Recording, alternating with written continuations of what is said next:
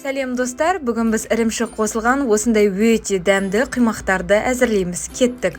Ол үшін ірімшігімізді саламыз. Егер де сізде ірімшік болмаса, онда ірімшік массасын қоссаңыз болады.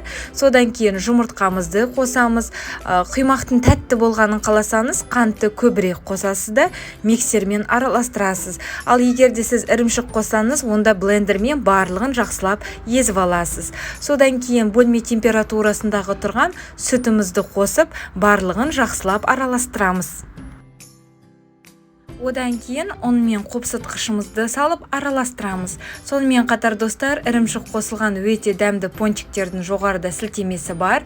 Сілтемеден өтіп қарап жасап көрсеңіздер болады.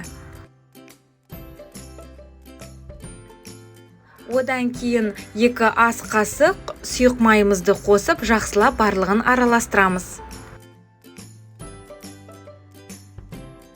Қыздырылып тұрған табада қимақтарымызды пісіріп аламыз. Егер де қимағыны жабысып қалады деп ойласаңыз, онда бірінші жасаған қимақтарда табанызды майлап пісірген дұрыс. Осы қимақтарды менің балдарым өте қатты ұнады. Міндетті түрде жасап көріңіздер. Жұмсақ, нәзік болып шығады. Ал рецепт ұнаса, маған лайк басып, менің каналыма тіркелуді ұмытпаймыз достар. Назарларыңызға рахмет. Сіздермен бірге болған Гаухар.